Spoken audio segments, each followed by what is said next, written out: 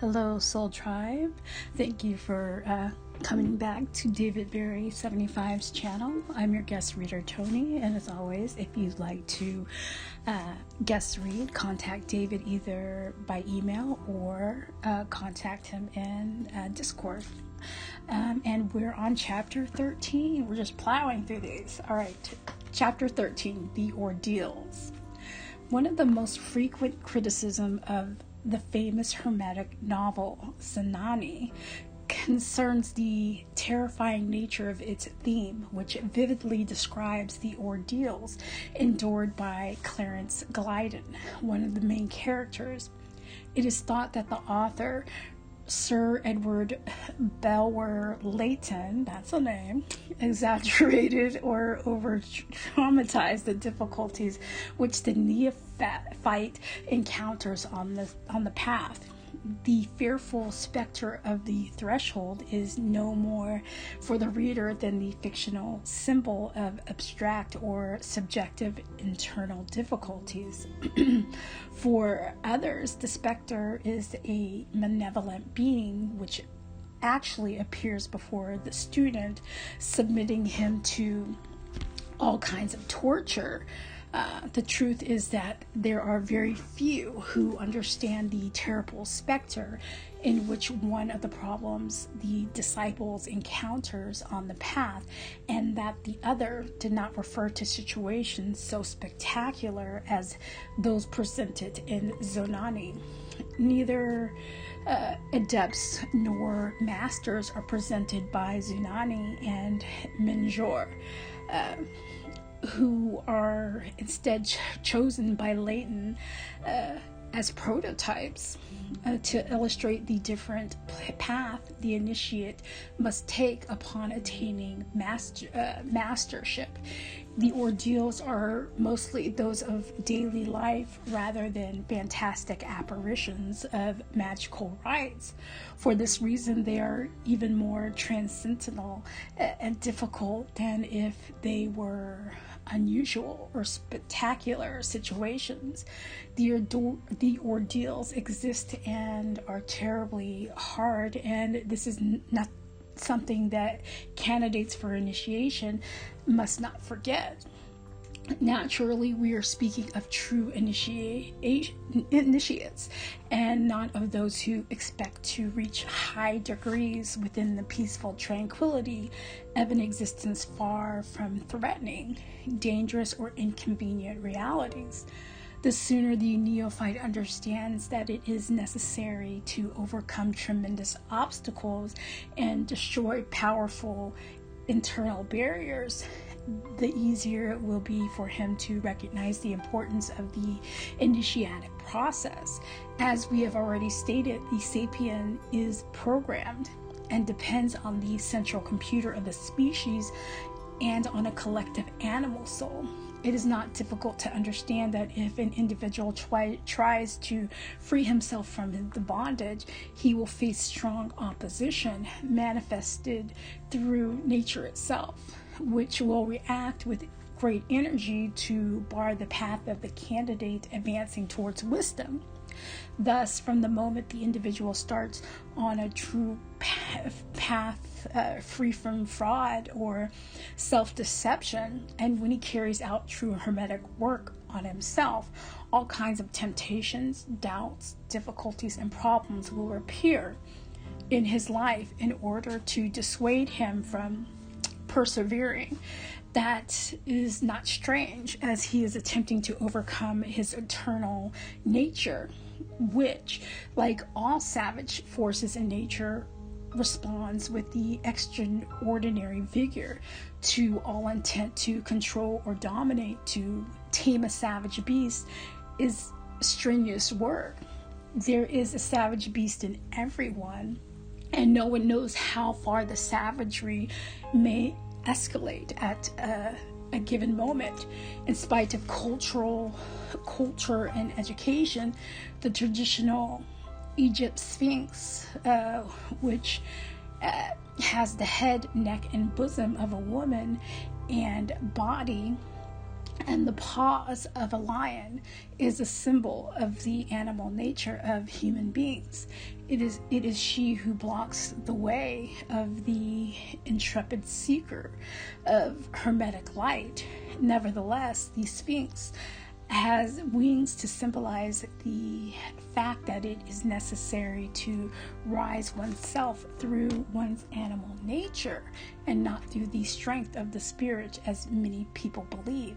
Furthermore, this corresponds exactly to the image of Jesus Christ, mounted on an ass, which represents the beast that must be tamed by the superior eye.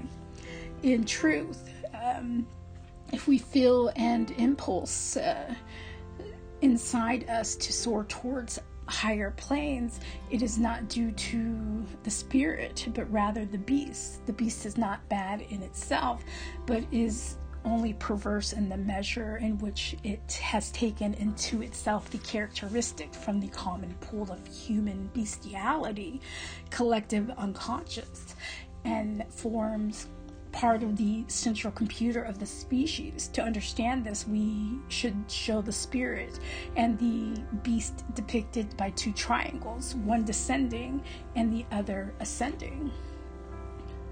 The spirit of the celestial power, which radiates towards the earth, is the positive pole of life and is attracted by the passive pole, which in this case is material terrestrial existence. The spirit is pure in itself and therefore seeks that which is unknown, and the only thing which can offer an experience difference is its own vibration, which is material sensation. The beast, on the contrary, looks towards the heavens because knowing it's impure, its struggle to reach the purity that only the divine can give it. This is why the six-pointed star, called the symbol of Solomon, is not a positive image, since it represents petrification or detention of the movements of life. It is very different when the Ankh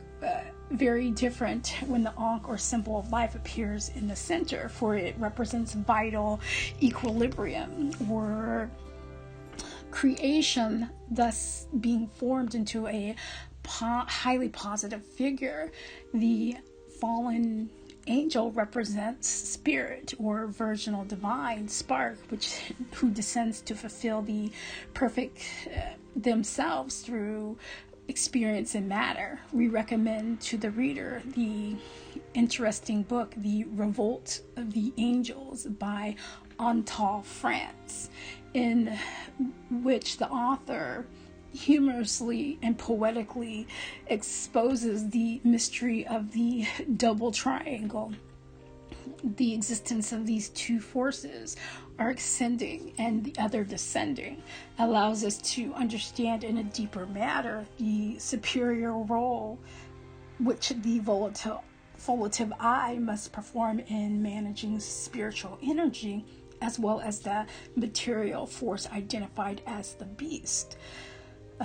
Usually those who arrive at a initiatic school make fun of the ordeals, characterizing them as the mere barriers.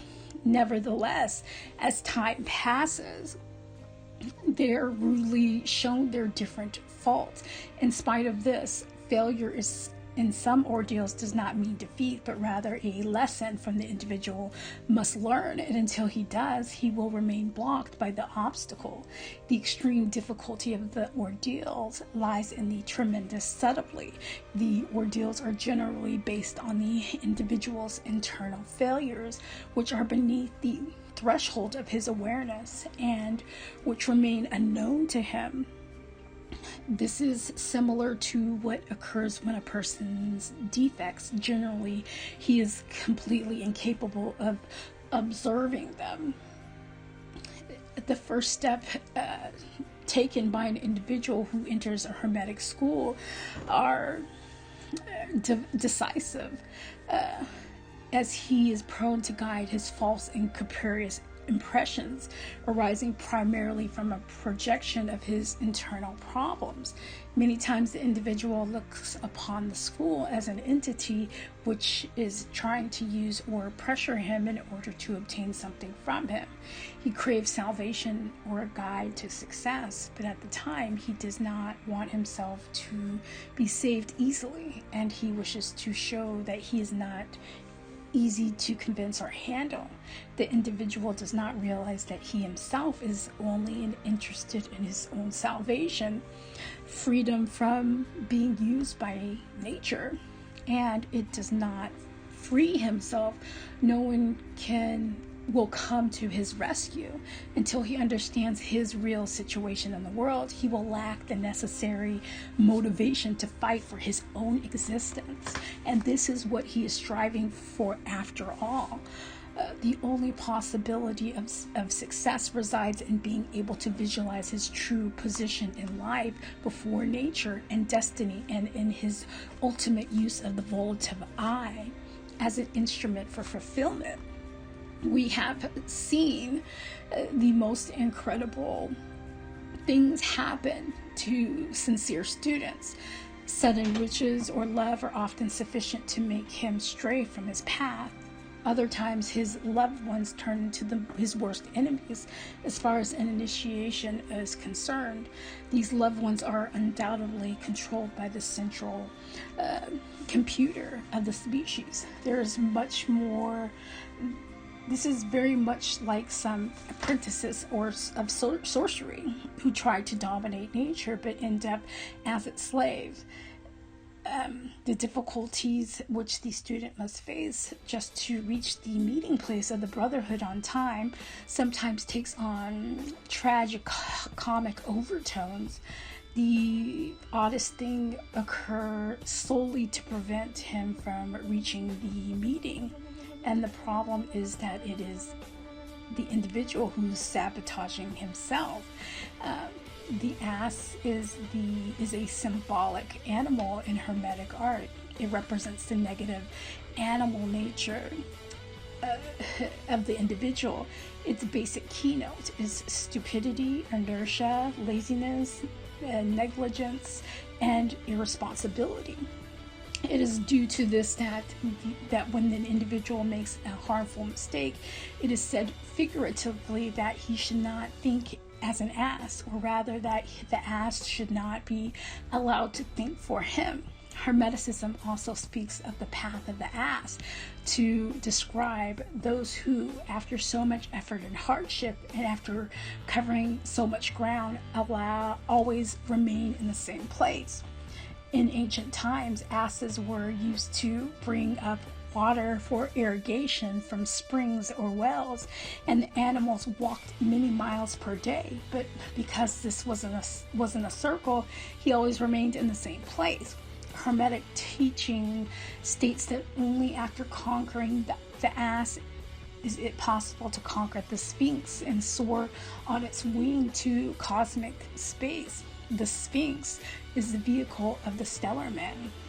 Regarding the candidate gender, it is necessary to state that the men, the ordeals, are mainly expressed through instinct, along with all the related psychological and material situations and conditions. On the other hand, the woman's weak point is situated in their emotional nature. It is due to this that the admission of women into initiatic schools has been traditionally prohibited, and this is the reason why the Freemasons only admit women on ladies' nights. In ancient times, women belonged to initiatic orders. Many brotherhoods were destroyed when one of the female members, under the influence of passionate love, revealed the secrets of the orders to enemy organizations. Of course, blame it on the woman, just kidding. The Freemasons were originally a Hermetic brotherhood formed by high initiates as a preparatory school for other higher level work. Nevertheless, the symbolic death of harem, Freemasonry lost the secrets of the rites and symbols, such as the true meaning of the passwords. Hermetic traditions was extinguished, and there remains only the unknown language of the symbols. The light that exists has lost its hermetic meaning, and only the philosophical significance remains. The brothers have fallen asleep with the passage of time, perhaps sung to sleep by their pride in having 33 degrees of Masonic splendor. However, these symbols inspired from ancient rites are truly beautiful. Without a doubt, entering into Freemasonry will morally, culturally, and philosophically benefit any clearer minded person. But between entering Freemasonry and becoming truly twice born, there's a world of difference. It must be pointed out that the true school of initiation have never banned the entry of women into their ranks, and that women may also work in the temple. The ordeals the candidate for initiation faces may be internal or material. Material ordeals concern concrete situations which arise from the reactions of nature. Remember that nature is internal as well as external, and tremendous internal conflicts are therefore produced. Two interesting events make a profound impression on the disciple during the process of initiation. One is the gradual vision of candidate acquires of himself, seeing himself as he really is without subterfuge, idealization, or hypocrisy. Another is the gradual contemplation of the truth, the word, and its people. In the first case, the student suffers a profound shock upon seeing himself as he really is for the first time. The vision opens two paths to him. He can either accept or reject his true nature. If he rejects his nature, instead of breaking through the shell of his isolation from reality, the individual, terrorized by the naked truth, builds up impenetrable and indestructible shell of iron. There are many allusions to the sense of that which is illusionary, and the individual must overcome in order to evolve.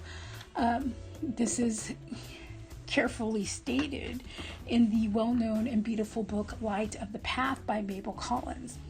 Before the eyes can see, they must be incapable of tears. Before the ear can hear, it must have lost its sensitiveness.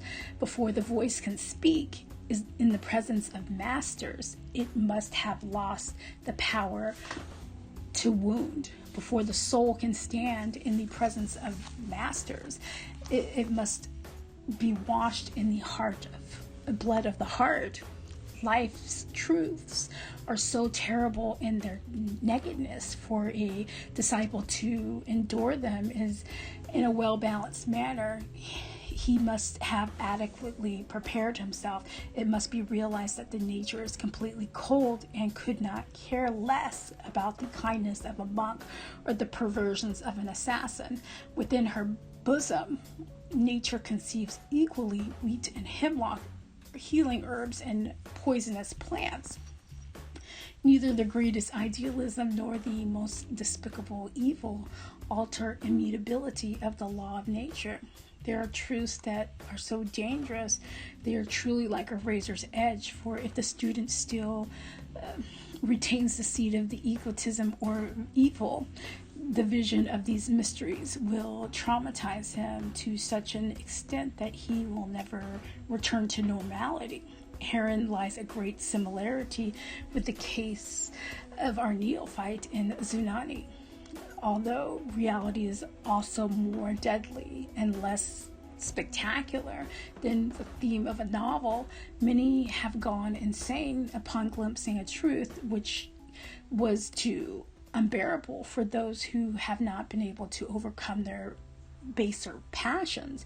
Truth is only attained by the absolute nakedness of the innocent purity of those who become little children. Truth is the double-edged sword. It rises up the pure and destroys the passional. In an initiatic school, hundreds of different situations arise when test the integrity, purity, and decisions of the student.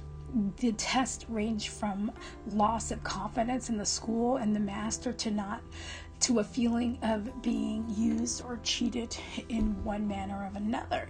Each individual reveals his internal failings through the doubts and conflicts. Thus, the one who has no honor firmly believes that they will oblige him to lose his honor. The one who is not free believes he will lose his freedom of choice. And an immoral individual believes he will be obliged to volatile moral rules. And a thief would complain of losing his integrity. Many feel they are passed over and believe that there's favoritism and prejudice, or believing they are not being taught enough. Others, especially the unfeeling egotists, accuse their companions of having lost all sensitivity. In brief, in a school, a series of vital situations is produced, much like in a laboratory, so the student can consciously observe the behavior of others and also take note of his. In this setting, it is also possible that the school to profoundly understand the student is in order to better help him. Naturally, for this work to bear fruit, it must be authentic. That is, the student must not pretend at any time, but must be honest and sincere, and his reaction must be absolutely authentic. It must be pointed out that each ordeal that is successfully overcoming raises the disciple to higher states of awareness, allowing him to understand that which was previously incomprehensible. All right, and that ends chapter 13, the Ordeals. And next time you hear me, we're going to do two chapters. Chapter 14, which is the obstacles, and chapter 15, which is the initiatic practices. All right, everyone. Well, I hope you enjoyed. And if you'd like to become a guest reader, contact David either by email or in Discord. And until the next time, have a favorable day. See you later. Welcome back, Soul Tribe, to David Berry 75's channel. I'm your guest reader, Toni, and as always, if you'd like to become a guest reader, please contact David via email or in Discord. What are you waiting for? What you scared of? All right, and today we're going to read two chapters, chapter 14 and chapter 15. So let's start with chapter 14, the obstacles. In contrast to the ordeals, obstacles are not nature's reactions, but ordinary barriers, which all people have to face in order to evolve. The absolute rule of dreams over sapiens must be understood, that if sapiens wants to evolve, he must necessarily awaken. If he does not awaken, he will remain static. And to awaken is difficult to do, as sapiens is submitted to a cosmic hypnotic influence, which is the universal energy of creation. And if this were not enough, each individual, when he does not like the reality of life or is not satisfied with himself, dreams of himself and the world in a manner ideal for himself. Hermetically, we call this foolish romanticism. To differentiate it from the idealism of the poets, romanticism is the ingredient which enables the human being to accept his dream as an expression of reality. and his life is limited to attempting to satisfy his own fantasies. Let it be understood that we refer to an inferior and destructive type of romanticism, although people cannot differentiate this from its higher counterpart. In general, the individual has the following obstacles along the way: an erroneous concept of hermeticism or esotericism as a whole. People's belief in this area swing between two extremes: those who consider esotericism as something superstitious, evil, or diabolical, and those who blindly believe. The latter speaks occult jargon and says that it is necessary to unfold on the astral plane to open the third eye or awaken the kundalini, and due to their tremendous naivete are necessarily convinced of the truth of their own words. The difficulty of seeing oneself objectively: each person wears the banner of the qualities he must appreciate in himself. A person cannot avoid projecting his own image to others and judging everything according to his own concepts rather than in a free or experimental manner. It is as if each day a person digests part of the world, only to afterward vomit all that did not correspond to his image of what is pleasant, true, or positive. In his self-projection, man has created a God in his image and likeness, one he imagines as a kindly old man with a white beard. Disinterest in learning the truth. People do not want the truth because they are not interested in it. They prefer to sleep peacefully. Even if it means tomorrow they will be devoured by nature, a presentiment which exists in all human beings from childhood. Conforming with the flock.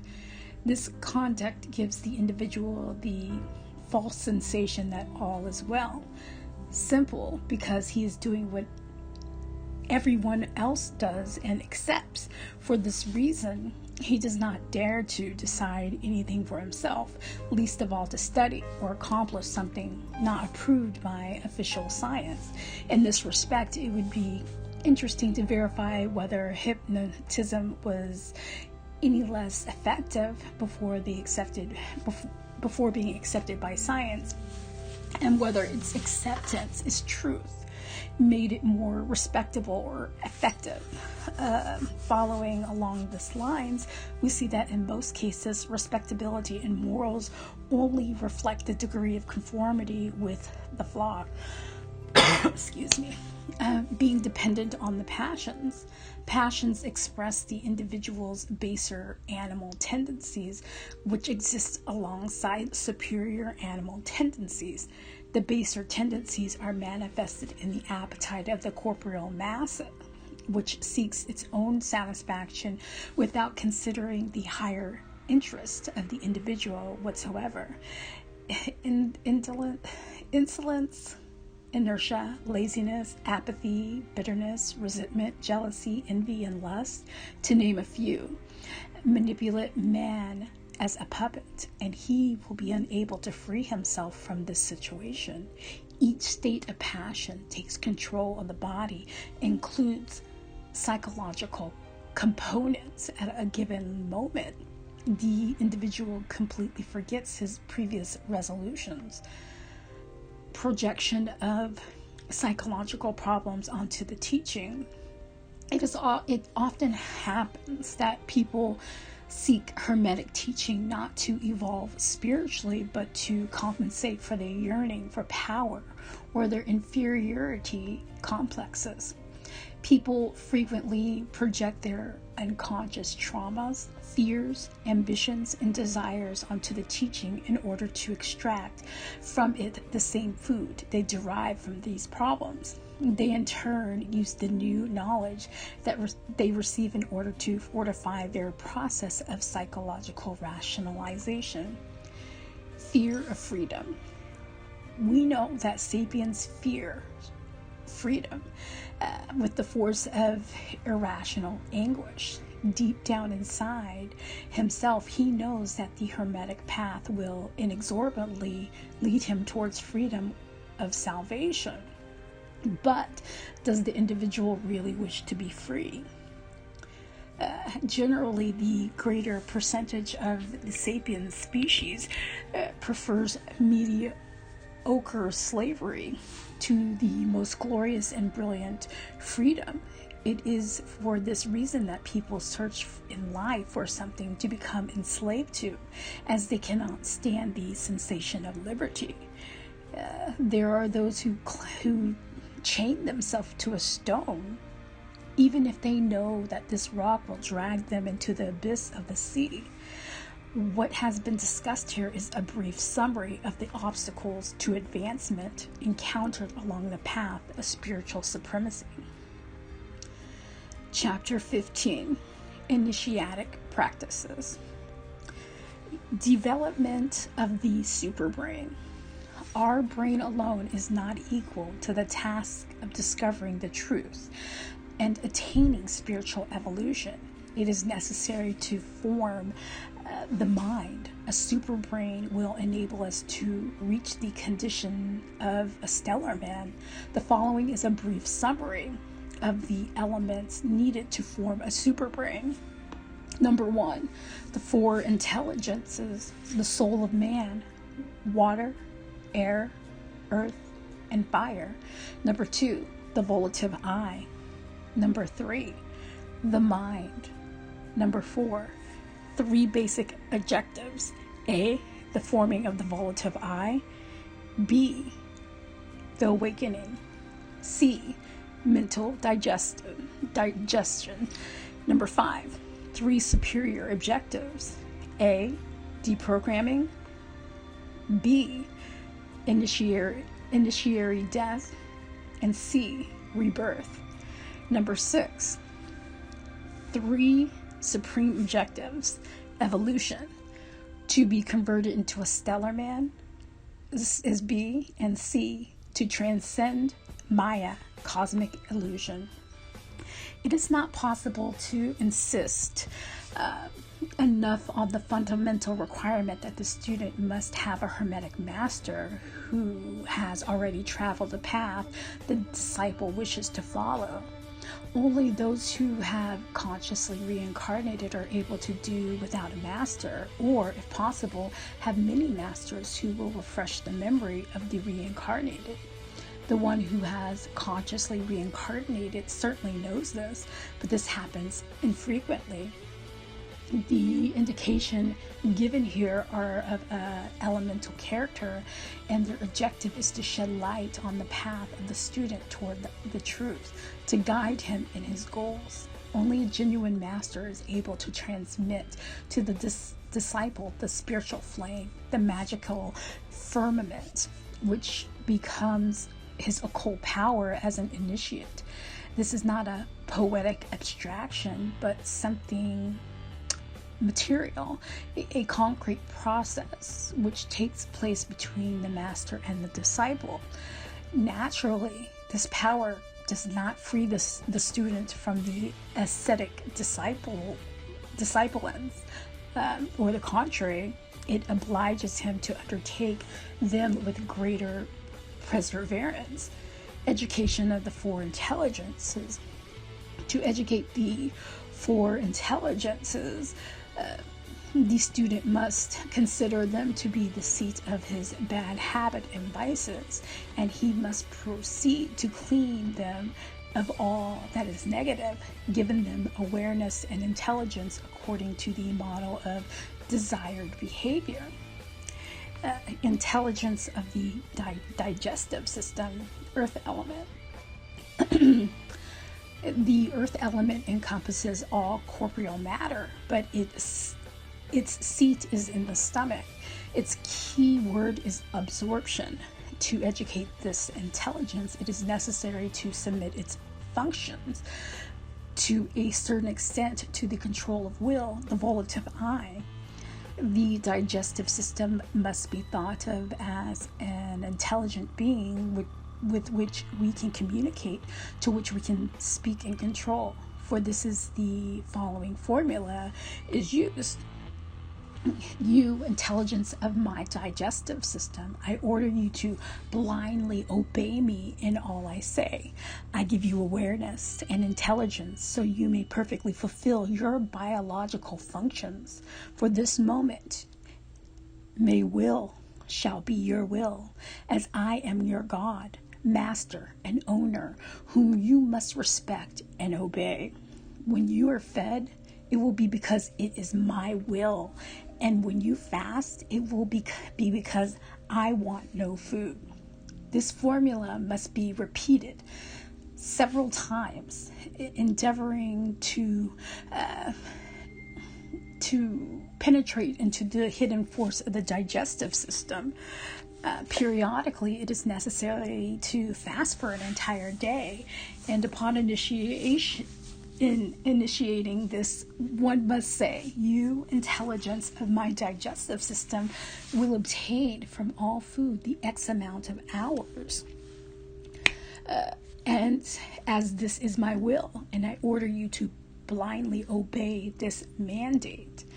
If the student suffers from any hepatic ailment or any type of digestive disorder, he must try to cure it by reinforcing the intelligence of his digestive system. With all his will power, the reader will need to try to discover the cryptic sense of these instructions, as occult law prohibits saying more than necessary. Intelligence of the reproductive system, fire element. The fire element is located in the sex, which is the seat of the instinctive center. Its key word is irradiation. For the education of this intelligence, the previous formula should be used. This formula does not vary from any of the other systems. Only the name and function of the corresponding element is changed. It is necessary to regulate the sexual function, submitting it to one's willpower in order to have sexual relations with the volitive I permits it, and at no other time. We must remember that this system is the seat of the libido, a fact we can make use of to extradite all the complexes we may have by working on the center of activity. It is necessary to make the respective intelligence reason so that it may abandon its infantile activity and proceed in a more mature manner. This should be complemented by the practice of controlling the imagination, which we will refer to under the respiratory system. Intelligence of the circulatory system, water element. The water element resides in our circulatory system, the seat of the emotions. The key is unification. As in the above cases, the formula already described for educating this intelligence is also used. Together with this formula, it is necessary to practice rigorous emotional hygiene to prevent the heart from receiving harmful or destructive emotions. This is achieved gradually through the volitive I. Furthermore, daily concentration of the heart, the brain of the system, should be practiced in order to create a state of profound peace and perfect submission of the emotions to the will. Intelligence of the respiratory system, air element. The air element resides in our respiratory system, the seat of the imagination. Its key word is vitalization. We must work with the known formula and further establish an adequate control of imagination. It is necessary at all costs to suppress any morbid imagination, only letting positive, harmonious, balanced, and higher thought enter. The spoken word must be educated, cleansing in language and always accomplishing that which is affirmed out loud. the student who affirms something verbally and does not keep his word is converted into a plaything of nature and will be very difficult for him to accomplish his personal projects. Through breathing, we have access to the world of vibrations, and by sharpening our sense of smell, it's possible to capture any kind of vibration through the inhalation and retention of breath. We must insist on the fact that there are many secret keys in the instructions, but whether or not they are discovered is left to the interest and discernment of the reader. For instance, as an exercise, things about which occur with the union of the elements of air, respiratory system, fire, the reproductive system, or water, circulatory system, and earth, digestive system. All right, and that ends chapter 15 of the Initiatic practice, and we'll pick up with chapter 16, the volitive I, which should be a very interesting chapter. All right, well, I hope you guys enjoyed and you have a favorable day. And if you'd like to be a guest reader on David Berry's channel, please send him an email or go ahead and contact him in Discord.